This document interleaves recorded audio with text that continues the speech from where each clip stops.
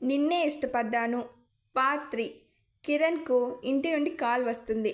అమ్మకు సీరియస్, హాస్పిటల్లో జాయిన్ చేశామని చెబుతారు. కిరణ్ హాస్పిటల్కి వెళ్తాడు. వాళ్ళమ్మను బెడ్ మీద చూసి చాలా బాధపడతాడు. అన్నయ్య, అమ్మకు ఇప్పుడే స్పృహ వచ్చింది, నిన్ను చూడాలంటుంది. ఆ మాట వినగానే వాళ్ళ అమ్మ దగ్గరికి వెళ్తాడు కిరణ్. అమ్మ, ఏమైంది, ఇప్పుడు ఎలా ఉంది అని ప్రశ్నల మీద ప్రశ్నలు వేస్తూ ఉంటాడు. నీ వల్లే అమ్మకి ఇలా అయింది. వెనుక నుండి వాయిస్ వినిపిస్తుంది. అటువైపు తిరుగుతాడు. ఎదురుగా సిరి ఉంటుంది. నీ మీద బెంగ పెట్టుకొని అన్నం తినడం మానేసింది. మీరున్నారు కదా, అమ్మకు సర్ది చెప్పి తినిపించచ్చు కదా. ఎన్ని రోజులని చెప్పాలి? చెప్పి చెప్పి మాకు విసుగొస్తుంది. నువ్వేమో మాటినవు, అమ్మేమో నువ్వు వస్తే కాను తినను అంటుంది. కిరణ్ అమ్మ సీత కిరణ్ను చూసి, రేయ్ నాన్న, నువ్వు మాతో పాటు ఉండరా, నాకు అంతకు మించి ఇంకేం వద్దు. అమ్మ అది కాదు అని కిరణ్ ఏదో చెప్పలోగా అక్కడికి డాక్టర్ వస్తాడు. ఈవిడ చాలా వీక్గా ఉంది, ఏదైనా తినిపించి ఈ టాబ్లెట్లు వేయమని చెప్పి వెళ్ళిపోతాడు. అమ్మ, ఇదిగో ఈ పాలు తాగి టాబ్లెట్లు వేసుకో. నాకొద్దు. అలా అంటే ఎలా అమ్మా, చాలా నీరసంగా ఉన్నావు. నువ్వు మన ఇంటికి వస్తానని చెప్పు, తింటాను, లేకపోతే తినను అని ముందు పట్టుపడుతుంది సీత. నీకు తెలుసు కదమ్మా, నాన్నకు నాకు పడదని. నాకు అవన్నీ తెలియదు. నా కొడుకు నాతో పాటు నా ఇంట్లో ఉండాలి అని మొండిగా అంటుంది. చేసేదేమి లేక ఇంటికి వస్తానని ఒప్పుకుంటాడు కిరణ్. సరే, డిశ్చార్జ్ ఎప్పుడు చేస్తారో డాక్టర్ని అడిగి వస్తాను అని బయటికి వస్తాడు కిరణ్. కిరణ్ వెళ్ళిపోయినాక, అబ్బబ్బా ఏం యాక్టింగ్, నువ్వు సీరియల్లోకి వెళితే అన్ని అవార్డులు నీకే వస్తాయమ్మా అంటాడు అరవింద్. నిజంగానా అని ఎక్సైట్ అవుతుంది సీత.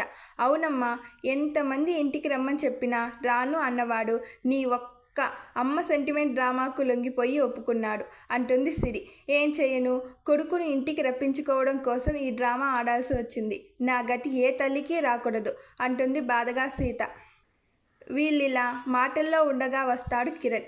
ఏంటి, అందరు ఏదో మీటింగ్ పెట్టారు అంటాడు కిరణ్. కిరణ్ వాళ్ళ మాటలు విన్నాడేమోనని కంగారు పడతారు. అమ్మ ఇంకొక గంటలో డిశ్చార్జ్ చేస్తారంట అంటాడు కిరణ్. కిరణ్ వాళ్ళ మాటలు వినలేదని రిలాక్స్ అవుతారు అందరూ. కిరణ్ బర్త్డే అని గుడికి వెళ్తాడు. గుడిలో తనకు సంగీత కనిపిస్తుంది. సంగీత గుడి చుట్టూ ప్రదక్షిణలు చేస్తూ ఉంటుంది. కిరణ్ తన వెనుకే గుడి చుట్టూ ప్రదక్షిణలు చేస్తాడు. ఇద్దరూ పక్కపక్కన నిలబడి దండం పెట్టుకుంటూ ఉంటారు. పంతులు గారు ఇద్దరినీ ఉద్దేశించి దీర్ఘ సుమంగళి భవ అని ఆశీర్వదిస్తాడు.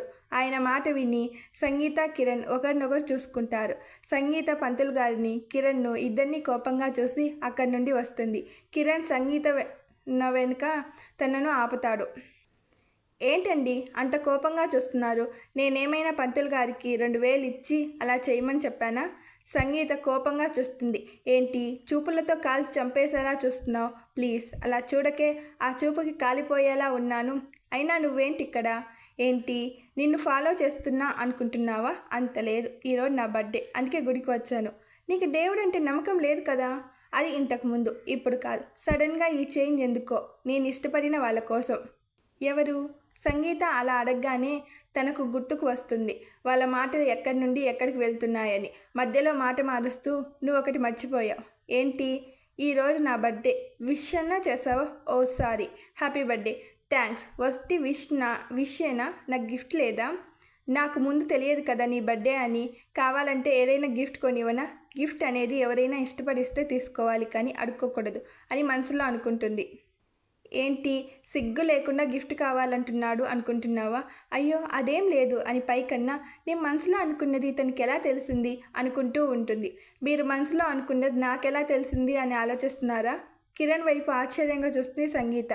మీరు మనసులో అనుకోబోయి పైకి అనేశారు. అయ్యో అని నాలుగు ఖర్చుకుంటుంది సంగీత. సారీ అండి, ఇట్స్ ఓకే.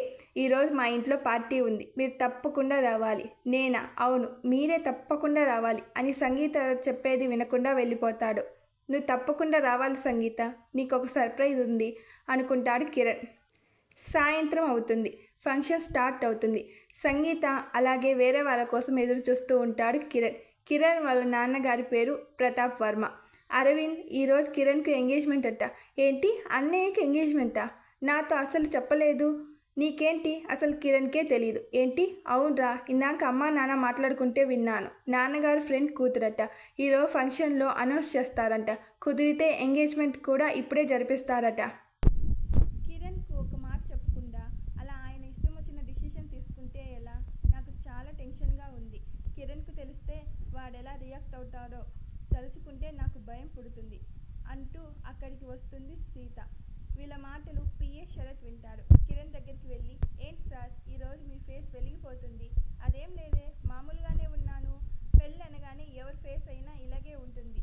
అదేంటి సార్ మీరు నాతో ఒక్క మాటైనా చెప్పలేదు అంటాడు. పెళ్ళా? ఎవరికి అని అనుమానంగా అడుగుతాడు కిరణ్. ఇంకెవరికి సార్, మీకే. ఈరోజు మీ ఎంగేజ్మెంట్ అంట కదా అని ఎగ్జైట్మెంట్లో చెప్తాడు. కిరణ్ షాక్ అయి, ఎవరు చెప్పారు? సార్ మేడం మాట్లాడుకుంటే విన్నాను సార్ అంటాడు. సరే నువ్వు వెళ్ళు అని అతను పంపిస్తాడు కిరణ్. ఫంక్షన్ స్టార్ట్ అవుతుంది. పెద్ద పెద్ద వాళ్ళందరూ పార్టీకి వస్తారు. సంగీత అలాగే కిరణ్ ఎదురు చూస్తున్న వాళ్ళు కూడా వస్తారు. కేక్ కటింగ్ జరుగుతుంది. ప్రతాప్ కిరణ్ పెళ్లి గురించి అనౌన్స్ చేయాలనుకుంటాడు. ప్రతాప్ దగ్గర నుండి మైక్ తీసుకుంటాడు కిరణ్. నేను పిలవగానే వచ్చిన పెద్దలకు, శ్రేయోభిలాషులకు అందరికీ కృతజ్ఞతలు.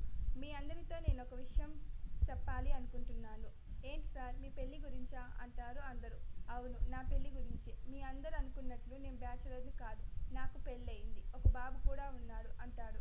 అందరూ షాక్ అయి కిరణ్ను చూస్తూ ఉంటారు. ప్రతాప్ కోపంగా, రే ఏం మాట్లాడుతున్నావో నీకు అర్థమవుతుందా? నీకెప్పుడు పెళ్ళయింది? నేను చెప్పేది నిజం. నాకు పెళ్ళయింది. ఆ అమ్మాయి కూడా ఇక్కడే ఉంది. ఎవరు? చూపించు అంటాడు ప్రతాప్. కిరణ్ స్టేజ్ దిగి సంగీత దగ్గరికి వచ్చి తన చెయ్యి పట్టుకుని స్టేజ్ మీదకి తీసుకొని వెళతాడు. సంగీతకు అక్కడ ఏం జరుగుతుందో అర్థం కాదు. ఈ అమ్మాయి నా భార్య, నాకు ఒక కొడుకు కూడా ఉన్నాడు అంటాడు. ఆ మాట వినగానే సంగీత కిరణ్ చెంప పగలగొడుతుంది. అక్కడ ఉన్న వాళ్ళందరూ షాక్ అయి చూస్తారు. నువ్వు నన్ను ఫంక్షన్ కని పిలిచి ఇలా నా పరువు తీస్తావనుకోలేదు. ఆల్రెడీ నీకు చెప్పాను నాకు పెళ్ళయిందని. ఇంకొకసారి నాకు కనిపిస్తే చంపేస్తాను అని స్టేజ్ దిగుతుంది. స్టేజ్ దిగిన తనకు ఎదురుగా తన తండ్రి, చెల్లిని చూసి అంతవరకు ఆపుకున్న దుఃఖం ఆగదు. వాళ్ళ నాన్నను హత్తుకుని బోరున ఏడ్చేస్తుంది. అరవింద్, సుమ ఇద్దరు ఒకరినొకరు చూసుకొని స్టన్ అయిపోతారు. ఇంకా ఉంది.